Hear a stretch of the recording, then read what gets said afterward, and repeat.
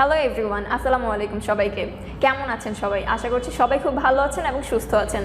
আজকে শুরু করতে যাচ্ছি একটা নতুন lesson, common mistakes made with article. So এই মিস্টেক্সগুলো ওভারকাম করে কিভাবে আমরা সঠিকটা শিখবো সেটাই হচ্ছে আজকের লেসনের টপিক। প্রথমে আমরা দেখে নিচ্ছি প্লুরাল আনকাউন্টেবল নাউন দিয়ে যে মিস্টেকগুলো হয় সেটা। সো আমরা কীরকম মিস্টেকগুলো করে থাকি? Suppose knowledge, this is a noun, এটা একটা নাউন, এটা কি প্লুরাল। আমরা আচ্ছা প্লুরাল বলতে কি বুঝি? একের অধিক, তাই না? প্লাস ওয়ান, একের অধিক যেটা সেটাই তো হচ্ছে কি প্লুরাল হয়।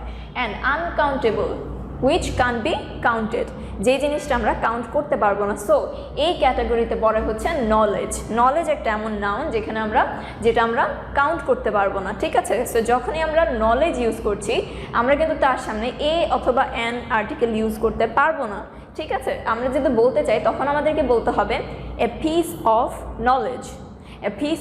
নলেজ, ওকে? সো আমাদেরকে বলতে হবে এ পিস অফ নলেজ যদি আমরা নলেজ নিয়ে কথা বলতে চাই।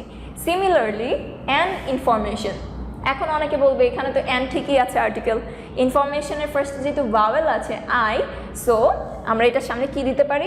অ্যান দিতে পারি। No, this is wrong. কেন সেটা দেখে নেই। বিকজ ইনফরমেশন এমন একটা জিনিস যেটা আমরা কাউন্ট করতে পারি না। সো সিমিলার কেস এখানে হবে, আমরা কিভাবে লিখতে পারি? A piece of information, a piece of knowledge, এইভাবে বলতে পারি। এই নলেজের সামনে, ইনফরমেশনের সামনে কোনো এ বা অ্যান কোনো আর্টিকেল বসবে না, ঠিক আছে? Okay, so the next one is vowel sound or consonant sound.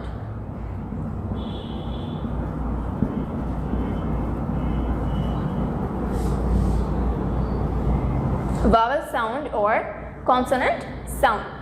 So এখানে যদি আমরা দেখি আওয়ারের দিকে যদি তাকাই তাহলে এইচটা হচ্ছে গিয়ে কনসোনেন্ট, এইচ হচ্ছে আমাদের কনসোনেন্ট, বাট এখানে আমরা এইচটা উচ্চারণ করছি না। আমাদের যে উচ্চারণটা শুরু হচ্ছে ও থেকে যেহেতু শুরু হচ্ছে আর উচ্চারণটা আমাদের কীরকম ভাওয়েল সাউন্ড দিচ্ছে, ভাওয়েলের মতো। সো ভাওয়েলের মতো উচ্চারণ হওয়াতে আমরা আর্টিকেল কী দিয়েছি? আর্টিকেল দিয়েছি এন। এখানে আর্টিকেল বসবে অ্যান। কেউ যদি এইচ কনসোনেন্ট রেখে এ দিয়ে দেয় তাহলে কিন্তু হবে না। আমাদেরকে উচ্চারণের ক্ষেত্রে, সাউন্ডের ক্ষেত্রেও কিন্তু আমাদের মনোনিবেশ করতে হবে। উচ্চারণের ক্ষেত্রে আমাদেরকে খেয়াল করতে হবে যে উচ্চারণটাকে আমি ভাওয়েলে করছি নাকি কনসোনেন্টে করছি। যেহেতু এখানে লেটারটা আছে কনসোনেন্ট কিন্তু উচ্চারণটা হচ্ছে ভাওয়েলের মতো, সেহেতু আমাদেরকে অ্যান ইউজ করতে হবে। আর্টিকেল এখানে বসবে অ্যান, এ বসালে হবে না। সিমিলার কেস হচ্ছে এখানে ইউ আমরা জানি ভাওয়েল, লেটারটা ভাওয়েল কিন্তু উচ্চারণটা হচ্ছে কনসোনেন্টের মতো, উচ্চারণটা হচ্ছে ওয়াইয়ের মতো, অথবা অনেকে বলবে ইউর মতোই উচ্চারণ হয়েছে তাই এখানে আর্টিকেল এ বসেছে। সো আমাদের যে সাউন্ডটা আছে আমরা যখন প্রোনাউন্স করছি এটা কনসোনেন্ট একটা সাউন্ড দিচ্ছে। সো কনসোনেন্ট সাউন্ড হওয়ার কারণে আমরা এখানে অ্যান দিতে পারবো না, যদিও আমাদের ইউ হচ্ছে গিয়ে ভাওয়েল লেটার হলেও এটার উচ্চারণ যে সাউন্ডটা আছে আমরা খেয়াল করবো সাউন্ডটা, ঠিক আছে? যে সাউন্ড আছে সেটা হচ্ছে কনসোনেন্ট। সো দ্যাটস ওয়াই আমরা এখানে আর্টিকেল দিব এ, এখানে আর্টিকেল এ থাকবে। Third example, article before a noun. নাউনের পূর্বে হচ্ছে গিয়ে আমরা আর্টিকেল বসাতে পারবো, কেমন সেটা দেখে নিই। আই অ্যাম অ্যান অ্যাথলিট, এ এটা হচ্ছে গিয়ে vowel sound, vowel letter plus vowel sound. So এই আর অ্যাথলিটটা হচ্ছে কি নাউন, এটা একটা নাউন যেহেতু তার সামনে আমরা আর্টিকেল বসাবো অ্যান। এখানে এ দেইনি, অ্যান দিয়েছি বিকজ এইটার ভাওয়েল সাউন্ডে ছিল। অ্যাথলিটটা হচ্ছে গিয়ে ভাওয়েল সাউন্ডে, দ্যাটস ওয়াই আমাদেরকে আর্টিকেল দিতে হবে অ্যান। আর্টিকেল বসবে কিসের পূর্বে? নাউনের পূর্বে একটা আর্টিকেল বসবে, okay? Then it's an interesting topic. Interesting, C লেটারটা হচ্ছে লেটারটি হচ্ছে ভাওয়েল, AEIOU, এই লেটারের মধ্যে আই পড়ে। ইভেন এটার যে সাউন্ডটা আছে প্রোনাউন্সিয়েশনটাও হচ্ছে কি আমাদের ভাওয়েলে, সেক্ষেত্রে আমরা অ্যান বসাবো। It's an interesting topic, or this is an interesting movie, or this is a boring movie. যখন আমি বোরিং বলছি তখন সেটা কনসোনেন্ট, দ্যাটস ওয়াই বোরিংয়ের ফার্স্টে কী দিতে হবে? বোরিং মুভিটা হচ্ছে কি আমাদের মেইন নাউন, সো এই মুভিটাকে উদ্দেশ্য করে আমরা আর্টিকেলটা বসাচ্ছি, আর বোরিং মুভির আগে এ বসবে যেহেতু বোরিং মুভি, এখানে কোনো ভাওয়াল সাউন্ড নেই। Look at the example number 4 mention করতে চাই, তখন হচ্ছে আমাদের আর্টিকেল ইউজ করতে হবে দি, such as the moon is very bright tonight, so I'm indicating to the moon. আমি মুনকে নির্দিষ্ট করে বলছি, স্পেসিফিকলি আমি শুধু মুনকে, চাঁদকে বলছি যে আজকের রাতের চাঁদটা খুব উজ্জ্বল, তখন the moon is very bright tonight এভাবে বলতে হবে। মুনের সামনে হচ্ছে একটি দি দিতে হবে, কারণ আমি এটাকে স্পেসিফিকলি বলছি। Okay, next example would be it is the oldest building in the town. It is the oldest building in the town. So here I'm indicating to the building, the oldest building, যেহেতু আমি বলছি নির্দিষ্ট করে বলছি, সেই ক্ষেত্রে আমাদের দি use করতে হবে। ঠিক আছে, এখানে আমি আর্টিকেল দিচ্ছি দা।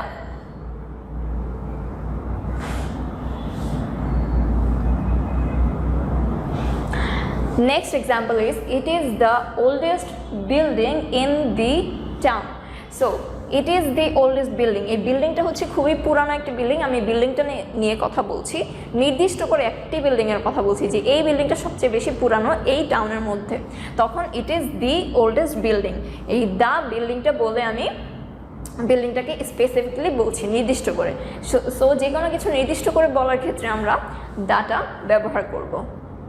নাম্বার 5-এ যে মিস্টেকগুলো আমরা সচরাচর করে থাকি সেটা আমি মেনশন করেছি, such as countries, continents, language, church, then college, home, cities or companies, এগুলোর সামনে কখনো দা বসে না। এখানে আমরা সচরাচর কী করে মিস্টেকগুলো করে থাকি, সাপোজ কান্ট্রিজের ক্ষেত্রে সব কান্ট্রিজে কিন্তু দা বসে না, স্পেসিফিকলি কিছু কান্ট্রির সামনে আমরা দা ইউজ করি। Suppose I am from the USA, I am from the United States of America, or I have visited the Bahamas, Philippines, নামগুলোই কেমন প্লুরাল টাইপের, তাই না, যে একের বেশি অধিক। ঠিক আছে, সো এই টাইপের যেই কান্ট্রিজের নেমগুলো থাকে তখন আমরা দি ইউজ করব। ঠিক আছে, এছাড়া অন্য কোনো দেশের সামনে বা কান্ট্রির নেমের সামনে দি ইউজ করি না। সাপোজ আমি এটা বলতে পারবো না I am from the Bangladesh, no, that would be totally wrong, সেটা ভুল হবে। কন্টিনেন্টসের সামনে হচ্ছে গিয়ে আমরা দি ইউজ করি না। আমি যদি এখন বলি যে I am from the Asia, হবে না, এটাও ভুল হবে। ঠিক আছে, I am from the Asia বলতে পারবো না, কন্টিনেন্টসের সামনে কখনোই দা বসে না। দেন ল্যাঙ্গুয়েজ, আমি যদি বলি আই স্পিক দি ইংলিশ, এটাও ভুল হবে। কি বলতে হবে, আই স্পিক ইংলিশ। ওকে, এটা হচ্ছে কি কারেক্ট, আই স্পিক ইংলিশ। আমি কখনোই বলবো না আই স্পিক দি ইংলিশ, ল্যাঙ্গুয়েজের সামনে কখনো দি বসবে না, আর্টিকেল বসবে না। Then church, college, home, cities, companies, এগুলোর সামনে কখনো দা বসবে না বা কোনো আর্টিকেল বসবে না। সাপোজ আমি যদি বাসায় এসে বললাম আই এম হোম, এতটুকুই হচ্ছে কি কারেক্ট। আমি যদি বলি আই এম দ্য হোম, তাহলে সেটা হচ্ছে না। বা I am going to the home, হবে না। আমি যদি বলি I am going to the home বলার দরকার নেই, I am going to home, এটাই হচ্ছে correct, I am going to home. ঠিক আছে, সেখানে কোনো দা বসবে না, আর্টিকেল বসবে না। দেন সিটিজ, কোম্পানিজ, অনেক জায়ান্ট কোনো কোম্পানির সামনে দেখা যায় খুব রেয়ার দা ইউজ করা হয়, আদারওয়াইজ বাকি সব কোম্পানির ক্ষেত্রে কখনো কোনো দা বসে না। Suppose I work at next step IELTS, আমি বলবো I work at next step IELTS, আমি কিন্তু এটা বলবো না I work at the next step IELTS, এটা ভুল হবে। ঠিক আছে, সো সচরাচর কী হয়, আমরা এই ধরনের মিস্টেকগুলো করে থাকি ডে টু ডে লাইফে ইউজের ক্ষেত্রে। সো আমরা যারা এতদিন মিস্টেকগুলো করে এসেছি অবশ্যই এখন জেনে গেছেন যেগুলো আসলে ভুল ছিল। সো এই ভুলগুলো হচ্ছে গিয়ে ঠিক করে এখন থেকে সঠিকটা বলতে হবে। এই ছিল আজকে আমাদের lesson. So thank you very much, সবাই অনেক ভালো থাকবেন, সুস্থ থাকবেন, আল্লাহ হাফেজ।